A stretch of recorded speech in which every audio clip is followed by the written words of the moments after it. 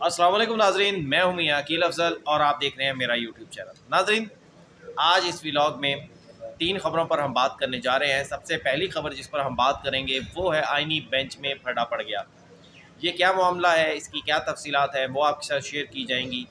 दूसरी खबर जिस पर हम बात करेंगे वो है आजकल एक मामला बहुत ज़्यादा हाईलाइट किया जा रहा है, बहुत ज़्यादा सामने आ रहा है पश्तूनों की गिरफ्तारी के हवाले से। सोशल मीडिया पर इस पर बहुत बात हो रही है, तो मैंने सोचा कि आज इस वीडियो में भी अपने इस व्लॉग पर मेरी जो मुख्तलिफ लोगों से, पुलिस अफसरान से और इसके अलावा पश्तून भाइयों से जो बात हुई है, ज़रा उस हवाले से भी आपके साथ चीज़ें शेयर कर दें, ताकि इस हवाले से जो मेरे पास मालूमात हैं वो आप तक पहुंच सकें। तीसरी खबर जिस पर हम बात करेंगे वो है कि फ़ेक न्यूज़ के हवाले से जो कानून साजी है वो हतमी मरहले में दाखिल हो गई है। इसकी तफसीलात भी आपके साथ शेयर की जाएंगी। व्लॉग जो है वो कोशिश करूँगा कि मालूमात से भरपूर हो और आपके लिए इंतहाई दिलचस्प होगा ये पूरा व्लॉग। इसको मुकम्मल लाजमी सुनिएगा। लेकिन व्लॉग शुरू करने से पहले जिन लोगों ने अभी तक मेरा चैनल सब्सक्राइब नहीं किया वो चैनल सब्सक्राइब कर दें, बेल आइकन का बटन प्रेस कर दें ताकि मेरी जानिब से बनाई जाने वाली तमाम वीडियोस आप तक फौरी पहुंच सकें। अब नाज़रीन, बाकायदा इस व्लॉग का आगाज़ करते हैं। सबसे पहले जो ख़बर मैं आपके साथ शेयर करने जा रहा हूँ वो है फ़ेक न्यूज़ के हवाले से। नाज़रीन, गुज़िश्ता कुछ अरसे से हम ये इस बात के ऐनी शाहिद हैं, आप भी और मैं भी, कि मुल्क में फ़ेक न्यूज़ जो है वो किस तरह से फैलाई जा रही है, उस फ़ेक न्यूज़ के कितने गहरे असरात हमारे मुआशरे पर है। और सबसे बड़ी बात कि फ़ेक न्यूज़ का महवर सोशल मीडिया है और हमारी नौजवान नस्ल सोशल मीडिया पर कितना बिलीव करती है। यही वजह है कि उन्हें पाकिस्तान तहरीक इंसाफ ख़ास तौर पर जिसका सारे का सारा स्ट्रक्चर ही सोशल मीडिया और फेक न्यूज़ पर खड़ा है, वो नौजवान जो हैं वो पाकिस्तान तहरीक इंसाफ की जानिब राग़िब होते जाते हैं। अब फेक न्यूज़ के हवाले से हमने बहुत सारे वाक़यात अपनी आँखों से देखे। साबका चीफ जस्टिस काजी फ़ायद ईसा के दौर में बहुत सारी ख़बरें ऐसी चलाई गई सोशल मीडिया पर, व्लॉग्स किए गए,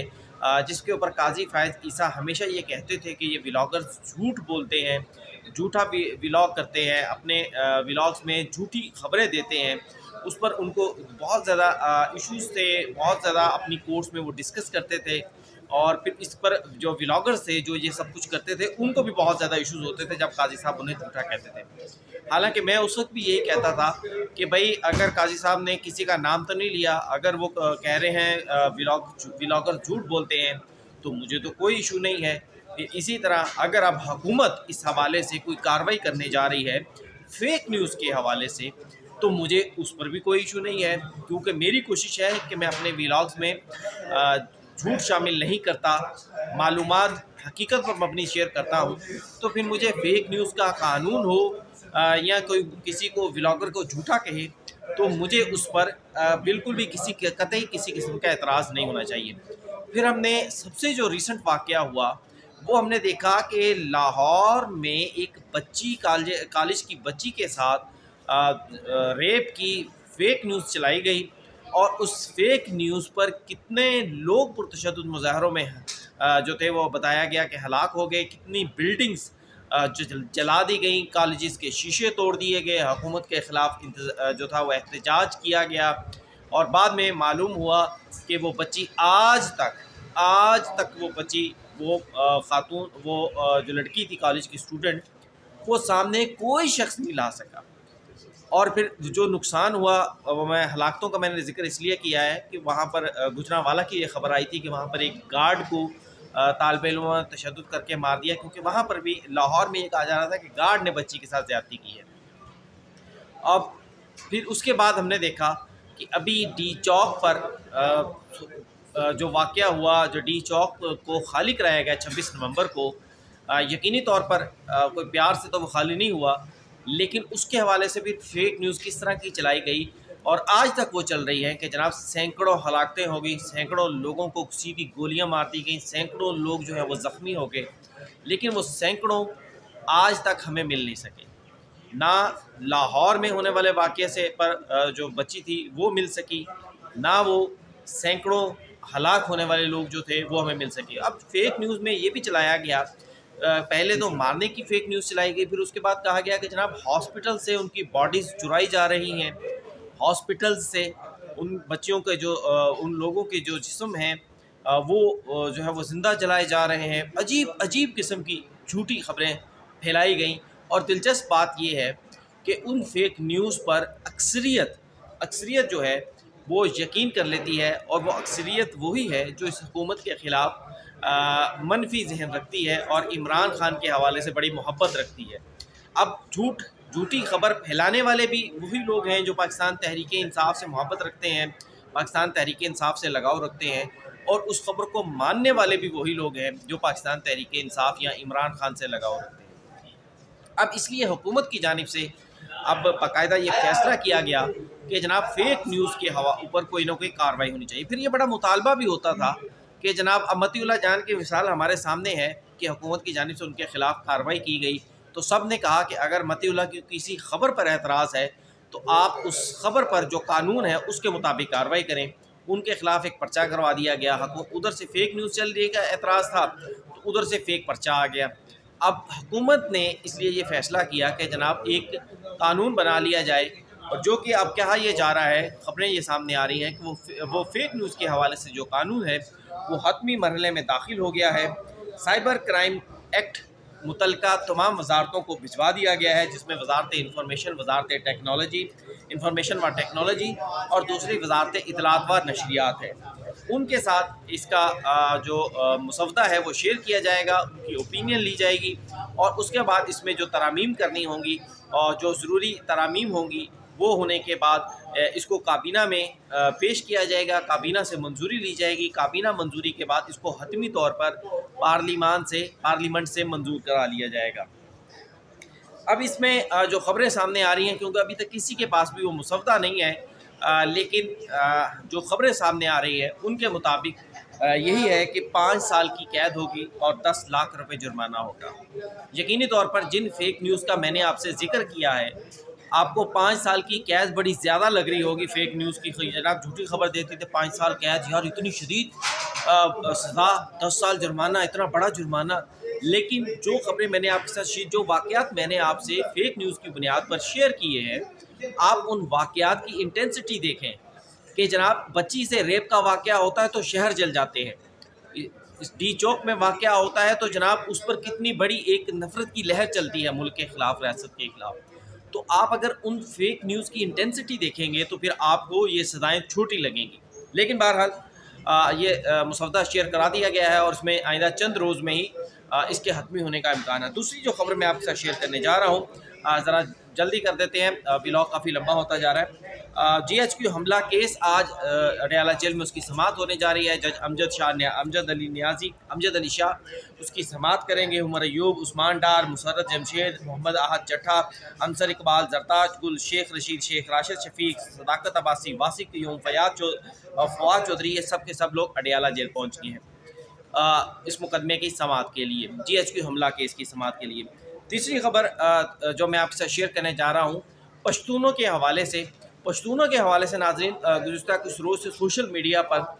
بہت زیادہ چیزیں چل رہی ہیں۔ میں نے کل بھی ایک پوسٹ دیکھی جس میں کہا گیا کہ جناب مجھے ایک چھلی بیچنے والے نے فون کال کی، اور ایک جناب بڑے مشہور سوشل میڈیا جو ہیں وہ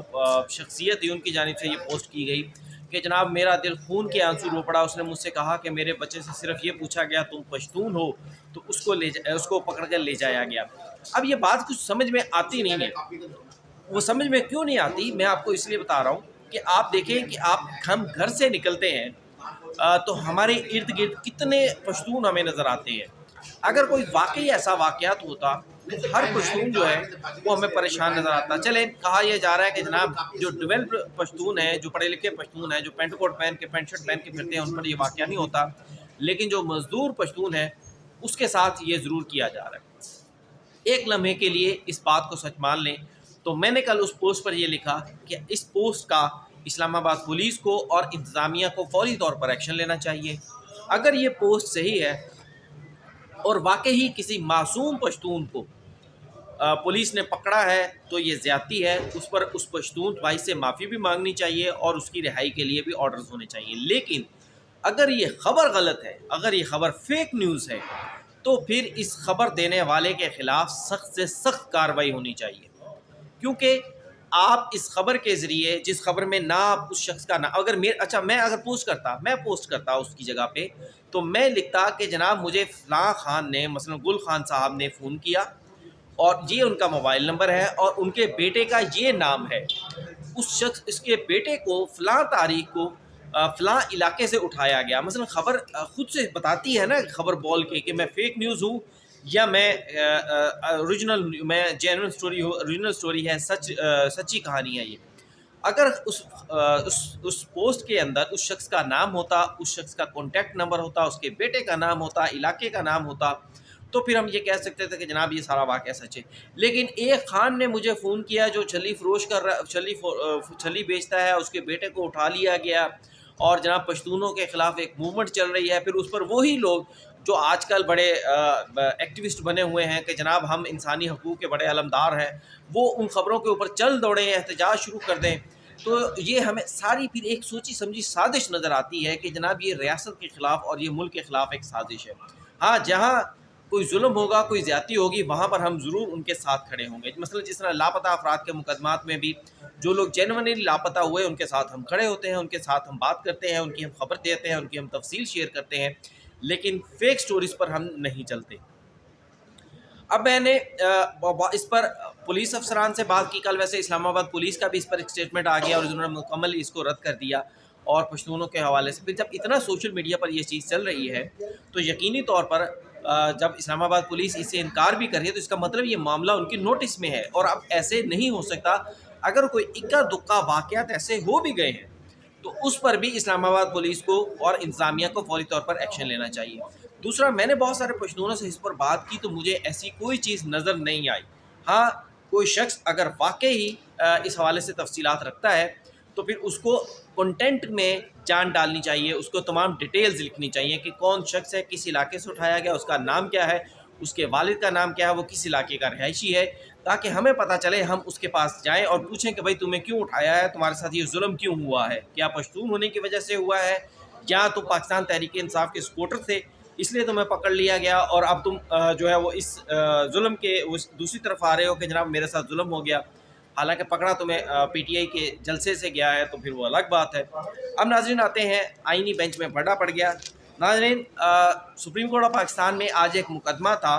اور اس مقدمے کی سٹوری یہ ہے کہ سپریم کورٹ آف پاکستان میں ایک مقدمہ آیا سابقہ چیف جسٹس ثاقب نثار کے دور میں، جس میں یہ بتایا گیا کہ آئی ٹی یونیورسٹی کے قیام کے حوالے سے امریکہ سے کچھ انویسٹرز نے اسلام آباد میں رقم بھیجی تھی۔ اس پیسے کو بھیجنے کے بعد سی ڈی اے نے ایک جگہ بھی ان کو ایلوکیٹ کر دی، اور اس ایلوکیشن کے بعد سی ڈی اے نے اس جگہ کے حوالے سے ان کو ایکسیس نہیں دی، ان کو جو پہنچنے کا راستہ تھا وہ دینے سے انکار کر دیا۔ اس کے بعد اس یونیورسٹی کی انتظامیہ میں اور سی ڈی اے میں ایک پھٹا پڑ گیا، تنازع شروع ہو گیا، اس شخص نے کرتے کرتے case supreme court of Pakistan میں آ گیا ثاقب نثار صاحب کے دور میں، اور اس شخص کی پلی یہ تھی یا تو مجھے یہ زمین دے دی جائے یا میرے پیسے جو رقم میں نے ڈالرز میں دی تھی وہ رقم مجھے واپس کر دی جائے۔ تو 2019 میں سپریم کورٹ آف پاکستان نے ایک فیصلہ دیا جس میں سپریم کورٹ آف پاکستان کا یہ کہنا تھا کہ ہم اس 16 جنوری 2019 میں سپریم کورٹ نے یہ فیصلہ دیا تھا، اور سی ڈی اے کو حکم دے دیا کہ جتنے بھی پیسے ان شخص کے بنتے ہیں جو انہوں نے اس وقت جمع کروائے تھے، اس وقت جو ڈالرز ریٹ تھا اور جو آج کا ڈالر ریٹ ہے اس فرق کے حساب سے وہ اس شخص کو پے کر دیے جائیں۔ اب اس حساب سے رقم سی ڈی اے نے سپریم کورٹ آف پاکستان میں جمع کروا دی۔ اب مقدمہ چلتا رہا۔ آج اس مقدمے کی جب سماعت ہوئی تو اس میں بڑی دلچسپ کچھ چیزیں سامنے آ گئیں۔ مثلا جو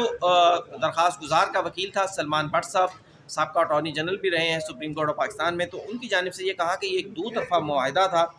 جس پر جسٹس محمد علی مظہر نے کہا کہ اگر سی ڈی اے اور آپ کا انٹرنل معاہدہ تھا تو پھر یہ معاملہ 184(3) میں سپریم کورٹ میں کیسے آ سکتا ہے۔ منیب راچا جو کہ سی ڈی اے کے وکیل تھے، انہوں نے کہا کہ جناب جتنے پیسے انہوں نے جمع کروائے تھے ہم نے اس سے زیادہ پیسے ان کے واپس کر دیے ہیں، ان کو سود سمیت پیسے واپس کر دیے ہیں۔ سلمان بٹ صاحب نے دوبارہ کہا کہ جناب میرے لیے تو اب یہی راستہ بچا ہے کہ میں یہ ملک چھوڑ دوں۔ اب وہ انویسٹر کے طور پر بات کر رہے ہیں، امریکن انویسٹر کے طور پر، کہ جناب میں یہ ملک چھوڑ دوں اور میں اس ملک سے سارا کچھ لے کر اپنا واپس چلا جاؤں، جس پر جسٹس محمد علی مظہر نے کہا کہ آپ خود بھی جذباتی نہ ہوں اور ہمیں بھی جذباتی کرنے کی کوشش نہ کریں، کیونکہ انویسٹرز کے نام پر، انویسٹمنٹ کے نام پر چیزوں کو، ملک کو، کنٹریز کو، عدالتوں کو بلیک میل کیا جاتا ہے نا۔ تو یہ یہاں محمد علی موذر صاحب نے بات کی کہ ٹھیک ہے مقدمہ ہے، اس کا ہم فیصلہ کریں گے، لیکن نہ آپ جذباتی باتیں کریں نہ ہمیں جذباتی کریں۔ پھر اس کے ساتھ یہ بھی کہا گیا جسٹس محمد علی مظہر نے کہ اس ملک میں انشاءاللہ انویسٹمنٹ آتی رہی ہے اور آتی رہے گی، ایک آدمی چلا جائے گا تو اس سے کوئی یہ ختم نہیں ہوگا۔ پھر اس کے بعد سلمان بٹ صاحب نے کہا کہ مجھے پاکستان کا ڈالر میں جو یورو بانڈ ہے مجھے اس میں رقم کی واپسی کر دی جائے، پاکستان کے جو ڈالرز میں یورو بانڈ ہیں مجھے ان کی صورت میں یہ واپسی کی جائے، جس پر سی ڈی اے کے وکیل نے کہا کہ جناب ہم نے ان کو جتنی رقم بنتی تھی ان کی ڈالرز کے ریٹ کے حساب سے پیسے بڑھا کر ان کو واپس کر دیے ہیں۔ جسٹس مسرت حلالی نے یہاں پر ایک کہا کہ سی ڈی اے کو مخاطب کرتے ہوئے کہا، جسٹس مسرت حلالی بڑی دلیر جج ہیں ماشاءاللہ سے، جس طرح سے ان کے حوالے سے باتیں ہوتی تھیں اس طرح نہیں ہے، کسی بھی مقدمے کے اندر میں نے دیکھا ہے کہ وہ بڑا کھل کر اپنی رائے کا اظہار کرتی ہیں، اور میں نے دیکھا ہے کہ ان کی رائے اکثر جو ہے وہ مناسب ہوتی ہے، بہتر رائے ہوتی ہے۔ انہوں نے سی ڈی اے سے کہا کہ یہ بدقسمتی ہے کہ ہمارے ملک میں کہ آپ اتنے بڑے موقع کو، یعنی آئی ٹی یونیورسٹی بننے جا رہی ہے، دوسرا شخص اپنے پیسے سے بنا رہا ہے، آپ زمین دے رہے ہیں اس پر پیسے بھی لے رہے ہیں ان سے، تو آپ اس موقع کو ضائع کر رہے ہیں، یہ بدقسمتی ہے۔ جسٹس جمال خان مندوخیل نے کہا کہ ہم صرف یہ چاہتے ہیں کہ جو درخواست ہے اس کے اوپر اگر دونوں فریقین مل کر کوئی فیصلہ کر لیتے تو ہم آج اس آرڈر کو امینڈ کر دیتے۔ اب اس کے بعد منیر پراسا صاحب سی ڈی اے کا وکیل ہیں، انہوں نے کہا کہ جناب پرانی لوکیشن تو اب موجود ہی نہیں ہے، وہاں پر ایک پلاٹ، وہاں پر ہاؤسنگ کالونی بن رہی ہے۔ پھر اس کے مطابق جسٹس رضوی حسن اظہر رضوی نے جو انویسٹمنٹ کے وکیل تھے، جو درخواست گزار کے وکیل تھے بیرون ملک سے، ان کو کہا کہ آپ کا بھی کنڈکٹ اس رپورٹ کے مطابق درست نہیں ہے جو سی ڈی اے نے ہمیں جمع کروائی ہے۔ پھر اس کے بعد جسٹس مندوخیل نے سی ڈی اے کے وکیل سے کہا کہ آپ ہمیں حقائق بتاتے ہوئے کچھ ہچکچا رہے ہیں، یہ زمین کہاں دی جا رہی ہے، کس کو دی جا رہی ہے؟ تو بتایا گیا کہ جناب ایک ہاؤسنگ پروجیکٹ جو ہے وہاں لوگوں کو پلاٹس بنا کر دیے جائیں گے۔ جسٹس مسرت حلالی نے استفسار کیا کہ آپ یونیورسٹی کی زمین پر آپ بنگلے بنائیں گے، تو ان کی جانب سے کہا گیا جناب یہ کابینہ کا فیصلہ ہے، ہم اس پر کچھ نہیں کر سکتے۔ اب درخواست گزار نے کہا کہ جناب میں بین الاقوامی عدالت میں بھی جا سکتا ہوں، لیکن میں ایک پاکستانی ہوں، پاکستان کو نقصان نہیں پہنچانا چاہتا اس ایگریمنٹ کے تحت، اس لیے میں بین الاقوامی عدالت میں نہیں جا رہا، سپریم کورٹ آف پاکستان میں آیا۔ جسٹس نعیم اختر خان نے اس بات پر کہا کہ جناب آپ کوئی مفت تعلیم نہیں دیں گے، اور پاکستان میں تعلیم منافع بخش کاروبار بن چکی ہے، آپ یہاں سے پیسہ کمائیں گے، اگر آپ یونیورسٹی بنائیں گے تو آپ اس سے پیسہ بھی کمائیں گے۔ جس پر جسٹس مسرت حلالی نے بڑے جذباتی ہو کر کہا، یعنی کہ بات تو وہ اس درخواست گزار کے وکیل سلمان بٹ صاحب سے کری تھی، لیکن جواب انہوں نے یقینی طور پر نعیم اختر خان کو دیا۔ انہوں نے کہا کہ اگر آپ یہ سارا کچھ مفت بھی کر رہے ہوتے، مطلب مفت تعلیم دے رہے ہوتے، تو پھر بھی آپ کو یہی ساری باتیں ہونی تھی۔ جسٹس جمال خان مندوخیل اس موقع پر کچھ کہنا چاہ رہے تھے، وہ کوئی بات کرنا چاہ رہے تھے، جسٹس مسرت حلالی بھی دوسری جانب سے بات کرنا چاہ رہی تھی، تو یہاں پر ان دونوں کے درمیان پھر ایک مرتبہ پھر تنازع کھڑا ہوا، جس پر جسٹس مندوخیل نے باقاعدہ یوں ہاتھ جڑ کر کہا کہ بھائی بات تو کرنے دینا، آپ تو بات بھی نہیں کرنے دیتے، کسی کو کوئی یہاں پر بات بھی کرنے نہیں دیتا۔ تو جسٹس مسرت حلالی نے بھی اس پر کچھ آبزرویشنز دیں جو کہ ہم سن نہیں سکے، لیکن بہرحال بینچ جو تھا وہ اس مقدمے میں ہمیں تقسیم نظر آیا، اور جب عدالت نے یہ فیصلہ کیا کہ 26 جنوری 2019 کا جو فیصلہ ہے اس کے مطابق رقم واپس کی جائے گی، ہم اس کیس کو ختم کر رہے ہیں، تو اس پر جسٹس مسرت حلالی نے سی ڈی اے کے وکیل پر تنقید کرتے ہوئے کہا کہ جائیں اب سی ڈی اے کو اس پر خوشی منانی چاہیے۔ یقینی طور پر ناظرین میری ذاتی رائے بھی یہی تھی کہ اس مقدمے میں آئینی بینچ کو صرف اس کو آئین اور قانون کے ساتھ ساتھ اس کو تھوڑا سا آگے لے کر جانا چاہیے تھا، اور اس معاملے میں حکومت کے کسی اعلیٰ عہدیدار کو، سیکرٹری کیبنٹ ہو سکتے تھے، منسٹرز یا پرائم منسٹر کو اگر آپ نہیں بلاتے، ان کو بلا کر یہ معاملہ ان کے نوٹس میں ضرور لانا چاہیے تھا کہ جناب ایک آئی ٹی یونیورسٹی بننے جا رہی ہے، امریکن سے وہاں سے ٹیچرز آ رہے ہیں، اور آپ وہاں پر کہہ رہے ہیں کہ جناب ہم ہاؤسنگ کالونی بنائیں گے، ہم یہاں پر جو ہے وہ یونیورسٹی آگے کہیں دور شہر سے لے جائیں، تو اس پر عدالت کو اس سے تھوڑا سا آگے جانا چاہیے تھا۔ میری رائے میں قانون کے اندر رہتے ہوئے عدالت آگے جا سکتی تھی۔ تو ناظرین یہ تھا آج کا ولاگ کیسا لگا مجھے کمنٹس میں ضرور بتائیے گا، چینل کو لائک، سبسکرائب اور شیئر کرنا بالکل مت بھولیے گا۔ اجازت دیجیے، اللہ حافظ۔